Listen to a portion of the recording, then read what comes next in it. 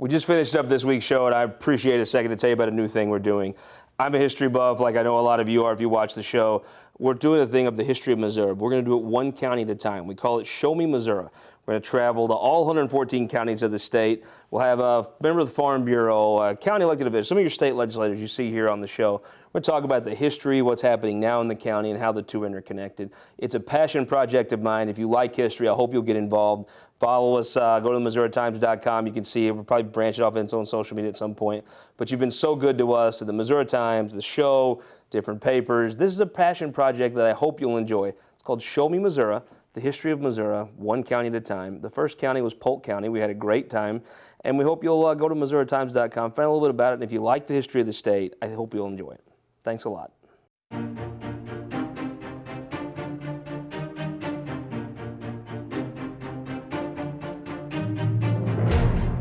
Welcome to This Week in Missouri Politics from our Kansas City studios. We are joined here by a rising star of the Missouri Republican Party, Senator Tony Luetkemeyer. Welcome back to the show. Hey, Scott, thanks for having me. So you would think there'd be a lull, right? There'd be some sort of break in politics after session, maybe in an off year, but it doesn't seem like it has been that year. No, it's been busy, and in the district, I mean, I've been busy just, spending a lot of time, during the off session, catching up with constituents back home, going to chamber events and giving legislative updates to every single Rotary club and group back in the district. But that's the fun part for me. I really enjoy getting back in the district, getting reconnected with my constituents. It's a real privilege to get to serve in Jefferson City, but the fun part as a state legislator is getting back home and really getting to work back in the district. Let's talk about something that passed this session, but is going to come up in the future on the ballot in 2020. You come up with a concept. I remember when we were here, when you were running, you talked about this. You wanted to see every statewide official term limit. Currently, there's a couple that aren't. You've put together a package. Let the voters decide should every statewide elected official be term limited.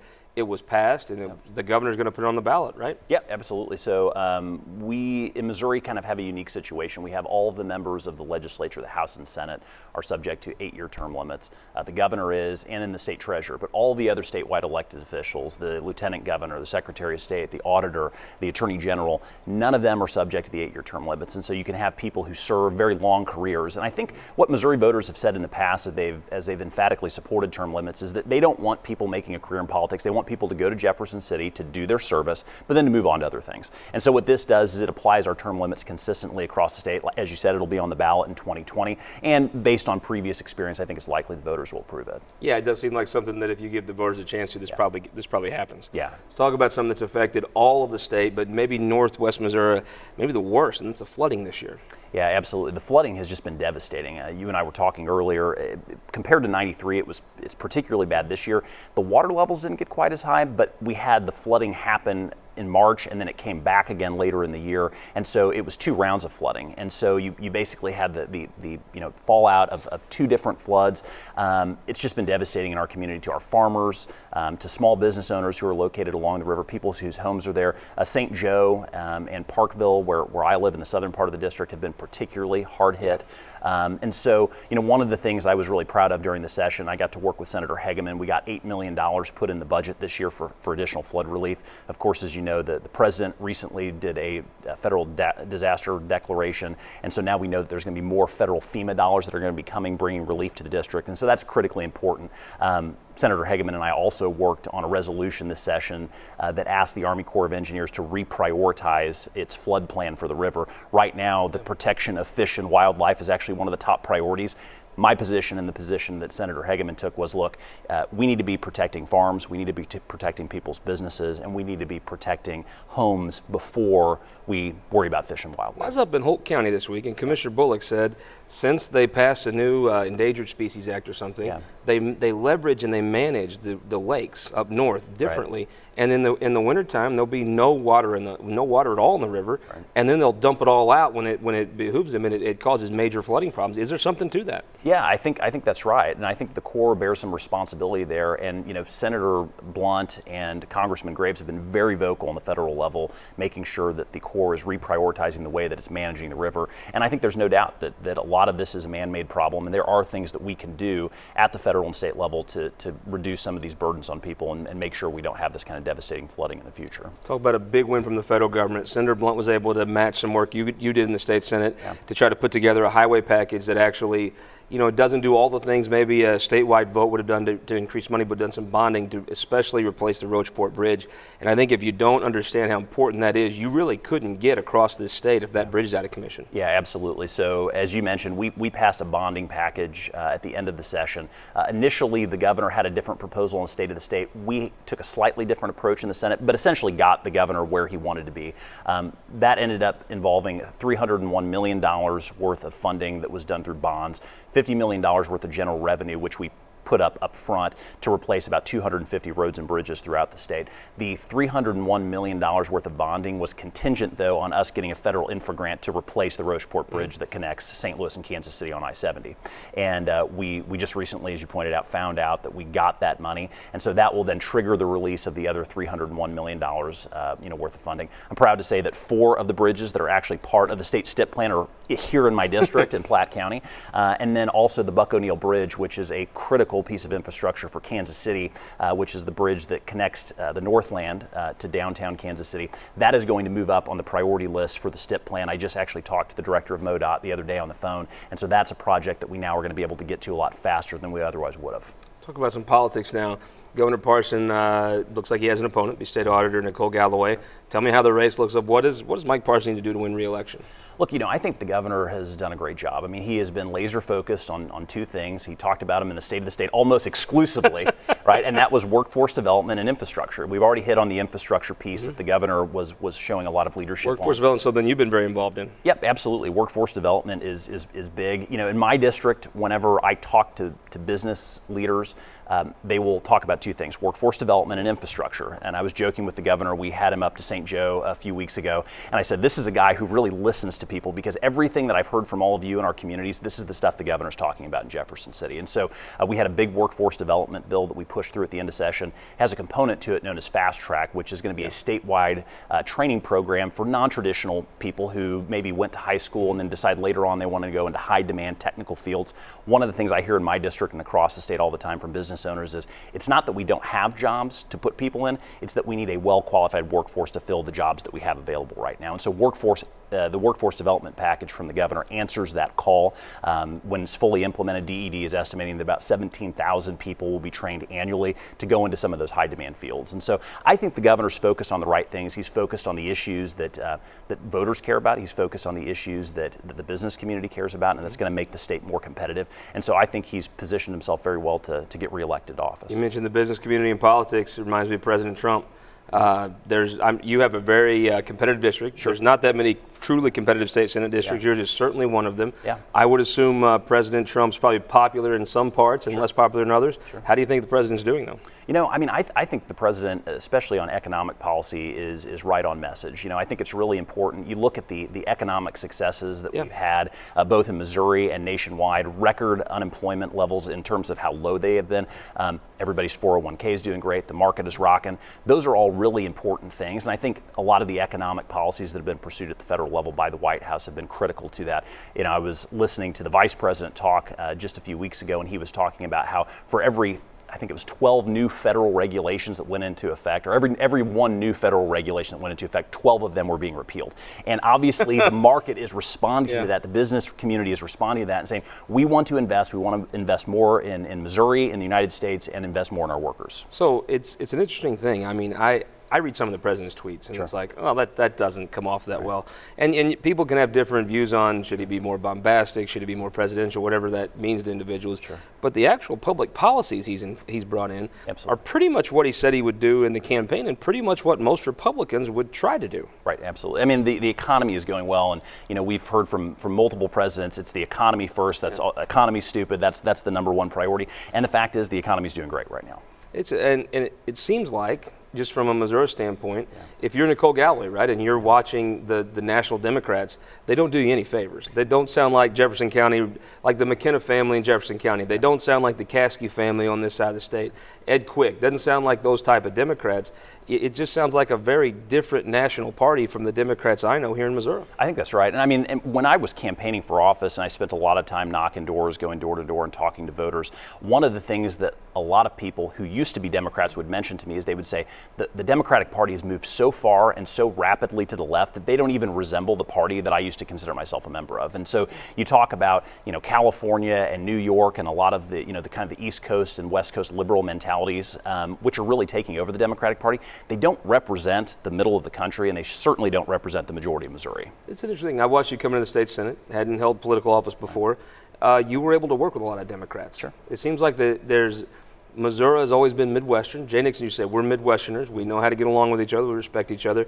The national tone seems like just hate-filled and vitriolic. I watched you walk into a body that, sure, they're very committed Democrats to their ideas. Yeah. You got along with them. What did you say to somebody that watches national politics and just aghast at the hatred? Like Emanuel Cleaver's speech, be part of that. What would you say some like yourself who's actually lived working with people who have different ideas and actually found common ground? Sure, and I have a bunch of very close friends of mine who are in the opposite party. We may not agree on everything whenever we get to the floor of the Senate, but we find ways to be civil in the way that we engage in discourse together and that we debate the issues. But then when the evening is over, we'll go out and go to dinner and break bread together. We have, people in the Senate who had tragedies happen, this session, who lost family members. And, I got comments back from some of those members just how encouraged they were to get, texts of encouragement and prayer for the, the difficult times they were going through. And that was from people regardless of their partisanship, because at the end of the day, we have a common humanity. And I think sometimes that's lost in politics. I think a lot of the partisan bickering that we hear so much about in Washington, D.C. and the divisiveness, it's less pronounced in the state capitol. So the next event on the Missouri political calendar will be veto session. Last year, the House overrode half a dozen vetoes almost. The Senate didn't take any up. I saw the governor vetoed a very few bills of the number you passed, but it did seem like there's not a big push to override those. What do you think? There's going to be anything interesting having a veto session? No, I mean, I kind of agree with your assessment. I think it's unlikely that any of the vetoes are going to be overridden. The bills that the governor vetoed were not particularly controversial bills, but I also don't see them as one where people are going to be really passionate about trying to override the veto. What I'm going to be more interested to see is if the governor ends up calling a special session. As you know, it's pretty common for governors to call specials so that they run those concurrent with the veto session. If the governor wants to put us back to work for something we maybe didn't get done during the session that he wants to see. I haven't heard any grumblings that that's going to happen yet, so it'll be interesting to see whether we just gavel in and gavel out or if the governor has something that he wants us to do while we're there. I did see where Senator O'Loughlin was tasked with chairing a committee studying business incentives and tax credits. Sure. I don't guess that work's probably going to be done in time to have a special session with veto, right? I think that's correct. My understanding is that the time frame for most of the interim committees is not to have their reports due, I think, until closer to session, like sometime in October or November. And that way it hits it in time so people can pre-file bills based on the work that's done by the committee. So I think that's probably right. Well, as that work gets done, we hope you'll come back here on the show and talk to us about it. Absolutely. Senator Luetkemeyer, thank you for joining us. Thanks for having me, Scott. We'll be right back with our Opinion Maker panel. We have Representative Robert Ross talking about his Senate run. But first, I want you to do me a favor. Go to Showing Missouri with an AH and check out the show. Saline County. We had a heck of a time in Marshall, old school Germantown, and Cole Camp. I think you'll really enjoy learning about the history of your state, one county at a time at showingmissouri.com. We'll be right back after this.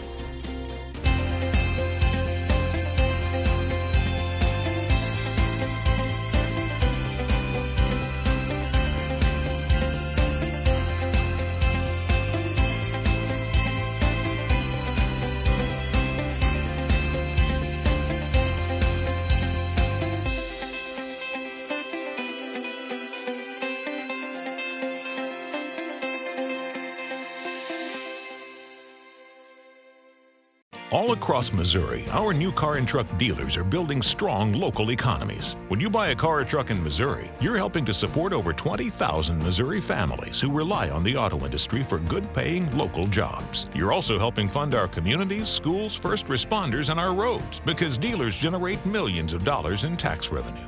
Missouri's automobile dealers have been the foundation of our communities for generations and for generations to come.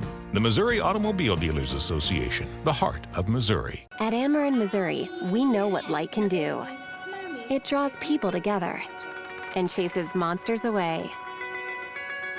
And if you shine it in the right direction, it will light the path for the next generation, showing them what their tomorrow could look like, and spotlighting the possibilities that lay in front of them. Investing in our community by lighting the way forward. That's energy at work. Ameren, Missouri. Welcome back to Week of Missouri Politics Opinion Maker panel time. Two representatives here, Representative Robert Sauls from the Kansas City area. Welcome to the show for the first time, correct? Yes, thank you very much for having me. And Representative Robert Ross, welcome back, sir. Thank you for having me. I want to start at the top of this. Both of you served with Rebecca Raber. She passed away this week. Representative, tell us about your time working with her in the Capitol. Well, I mean, it's a great loss to the House and to the state of Missouri. Rebecca was, just a fantastic individual that was always a friend, worked very hard, on the different policy issues, but she was just a great person, and, breaks my heart to hear the news, and the House and the state of Missouri are going to be at a loss for her loss. I first heard about Rebecca Raber with Connie Searpoy, who raved about her, and she was every bit the person that Connie said. I guess not a loss to the state, but especially the Kansas City area. Yeah, I would agree with that. I only had a few months to work with Rebecca before she was in a car accident and then recently passed. So, obviously my prayers are for her family and condolences to her family, and hope that they can get through this difficult time. Representative, you've made some news recently. You're running for state senate down in the south central part of the state, Texas County, Howe County, Webster, all those places in between. What made you decide that you want to continue serving in Jeff City in a much bigger capacity? Well, the reality is, Scott, so, this is my 7th year as a representative, and, looking at the way that the policy progresses and the work that has to be done to be effective, I see a benefit there, an opportunity to continue serving the citizens of South Central Missouri. The 33rd Senate District will have an announcement that'll be coming. Stay tuned, here within a month or so. But there is an opportunity there, and it's a lot of work. It's a lot of ground to cover, but it's something that I'm up for the task. I've noticed you've always been one of the more conservative members of the House, but you've been somebody that can actually take some of the conservative ideas and not turn them into bluster, but turn them into truly agreed and finally passed bills. Well, and thank you for that. The reality is, so, the Senate, it's obviously an institution, and it has its process and its function, but that doesn't mean you need to sacrifice your principles or what you believe in or the needs of your constituents. But also, there's a way to work through these issues, and that's one of the things that in working 7 years in the House, has taught me. There's a way to reach out and work with those that you don't agree with, to maybe find some common ground to work a piece of legislation through. Once again, that doesn't mean you need to sacrifice your ideals, but you have that institution, that has to be respected, but there's a way to do that. In the molds of Kehoe's and Richards and, Sure. and Walsh's back in the day. Absolutely, and those are all individuals that, in my time having worked with, I've been able to witness a number of different styles of people working through the Senate, and that has given me some insight into how you don't sacrifice your principles, but yet you can still work together with those individuals that you may or may not agree with to move policy forward. Representative, your first year in Jefferson City, tell me what you learned from going down there. It's unlike any experience you could ever have in life, I assume. I would absolutely agree with that. So I just enjoy representing the people of my district. I enjoy going down there, trying to make a difference, trying to make an impact, and that's what I set out to do, and that's ultimately my hope to continue to do. Representative, last year the House made a little bit of noise in veto session. Overrode 5 vetoes, I guess it was. The Senate, I don't think actually addressed your urgent thoughts on that matter. There wasn't very many vetoes this year. There was no vetoes of the budget by the governor. It was just a few bills. Do you think there'll be any news in veto session? Well, to be clear, so most of those issues that were brought up in veto session last year were related to the budget. And this year, there were no vetoes within the budget, and a few policy bills that were vetoed. I'll be finding out more in the coming weeks, but at this point in time, I have not heard of anything that is going to be coming up, that will really take a serious look at overriding at this point. What do you think? I mean, you got to sit there last year. It was different to see one party override a government of their own party on some budget issues. Sure. Of the bills that I don't hear a lot of push to do much this session, in veto session, that is. And I would tend to agree with that. Let's talk about something that people are doing things on. Crystal Quaid sounded the alarm once earlier in the year about the DOR director that Representative Ross, or at the time Chairman Ross, got to know pretty well, and she turned out to be very right. She sounded the alarm on the Medicaid rolls decreasing. Look, if there is a good economy, I think no one could deny that, but she's saying there's more to the declining Medicaid rolls than just a good economy, right? I would agree, and I think she's absolutely right. I mean, the numbers just don't add up. Nationally, the drop is around 2%. In Missouri, it's about 13.3. Since May of 2018, 13.3 drop. There's no way that there's more than a 5 times difference there, and there's no way that the Missouri economy, for example, is doing 5 times better than the national average.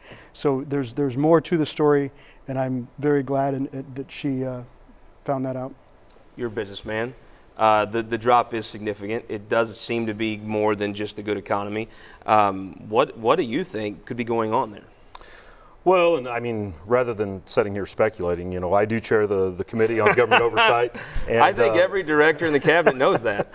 Well, I take my role in protecting the taxpayer seriously. Now, for this particular instance, and I know the minority leader sent a letter to the Speaker requesting that I look into this particular situation. The reality is that the Speaker responded back that the Chairman of Appropriations, David Wood, and John Patterson, who are both within the medical field but also on this other committee, if there were questions that remained that he didn't receive answers to in his inquiry of the department, then he would allow them to have hearings on that. It remains to be seen at this point. It could be a number of different things. So is the subtle move there by the Speaker that either you answer their questions or you have to deal with Robert's committee? Or Chairman Ross, I should say.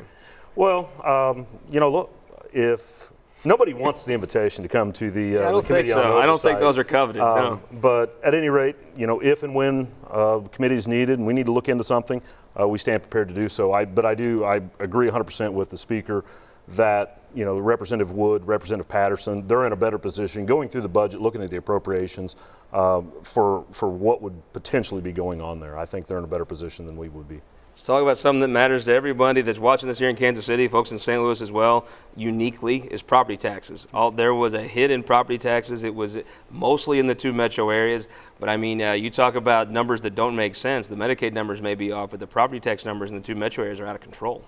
That's correct. They're way off. As a matter of fact, in Jackson County, the biggest increase is 1,778%, which is ridiculous. And the house that was the increase is caught on fire and is somewhat charred and it's got boards up. So it's clear that there's a problem. And I'm part of the interim committee to review that. I'm hoping we meet on next Monday, so August 12th. We meet. That's our first meeting. I'm hoping that we can ultimately find out what the problem is, see if we can correct it, and then maybe perhaps get some people relief. What do you think? I mean, give me a prediction here. If the local assessors don't check this, is somebody in the state going to check this?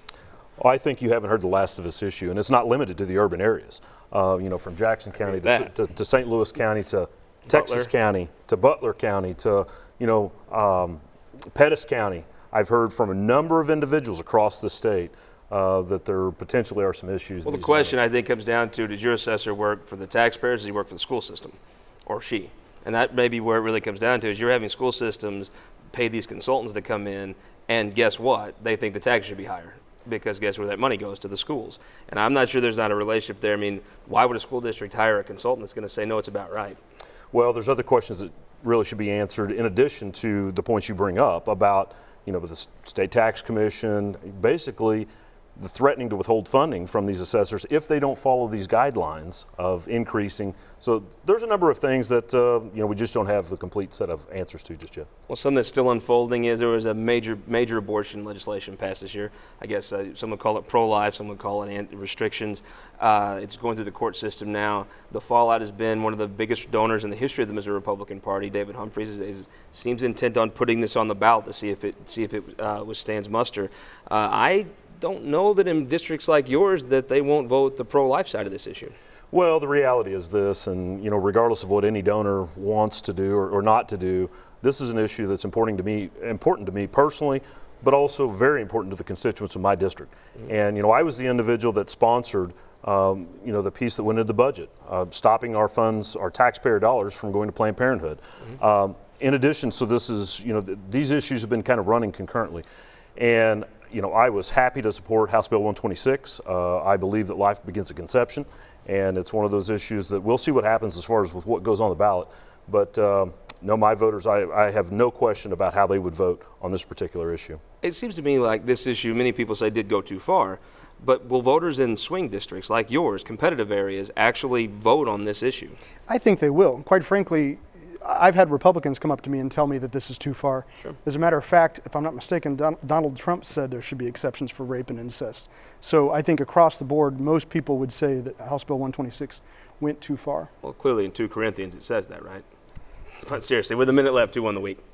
I'd say Quentin Lucas. He's taken office today. He'll be Kansas City's mayor as of right now. So I think I wish him many good years. Huge shoes to fill by Sly James. Correct. But I'm not sure that the community could have picked anyone more equipped to do that than an inspirational leader like Quentin Lucas. I agree. Quentin's a good guy. Who won the week? I'd have to say President Trump. From someone who carried Texas County, by the way, 84% of the vote. I don't even know who the 16% were, but he's inspirational as Quentin Lucas may be in Kansas City. In Texas and Butler counties, Donald Trump is their Quentin Lucas. I mean, he continues to do us proud. He's doing a great job for our country. He loves our country. It's great to have a president like that, and he just needs to keep up the good work. And build his wall, right? Absolutely, build the wall. I'm going to say, in particular, Austin Walker and all the folks at the St. Louis Chamber of Commerce, they've had this great concept to bring people together to try to have this softball game. Illinois, Missouri. Missouri won convincingly the first time. I think they were well on their way to winning again. Travis Fitzwater, MVP with one swing of the bat. But you got to credit them for the work they're doing. Maybe there'll be a Chicago rematch at maybe the White Sox Park later this year. I'm still hoping we get a rematch set up. Well, we hope that when we get back there, we'll come back and talk about that rematch on This Week in Missouri Politics. See you in 2 weeks from the State Fair with Governor Mike Parson.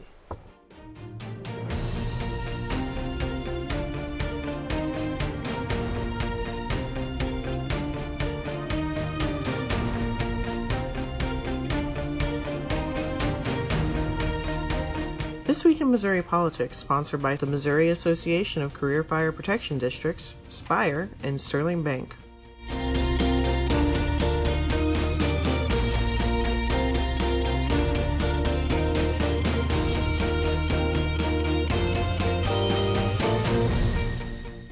We just finished up this week's show, and I appreciate a second to tell you about a new thing we're doing. I'm a history buff, like I know a lot of you are if you watch the show. We're doing a thing of the history of Missouri. We're going to do it one county at a time. We call it Show Me Missouri. We're going to travel to all 114 counties of the state. We'll have a member of the Farm Bureau, county elected officials, some of your state legislators you see here on the show. We're going to talk about the history, what's happening now in the county, and how the two are interconnected. It's a passion project of mine. If you like history, I hope you'll get involved. Follow us. Go to MissouriTimes.com. You can see it. We'll probably branch it off into its own social media at some point. But you've been so good to us at the Missouri Times, the show, different papers. This is a passion project that I hope you'll enjoy. It's called Show Me Missouri, the history of Missouri, one county at a time. The first county was Polk County. We had a great time. And we hope you'll go to MissouriTimes.com, find a little bit about it. And if you like the history of the state, I hope you'll enjoy it. Thanks a lot.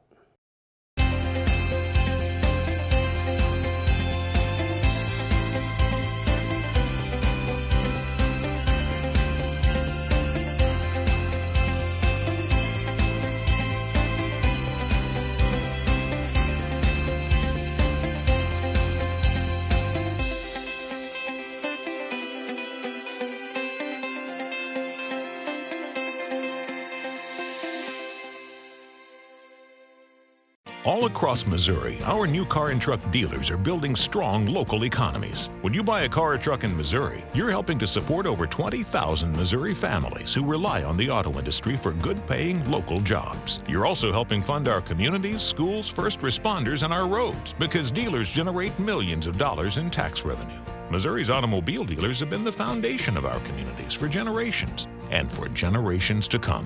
The Missouri Automobile Dealers Association, the heart of Missouri. At Ameren, Missouri, we know what light can do. It draws people together and chases monsters away. And if you shine it in the right direction, it will light the path for the next generation, showing them what their tomorrow could look like, and spotlighting the possibilities that lay in front of them. Investing in our community by lighting the way forward. That's energy at work. Ameren, Missouri.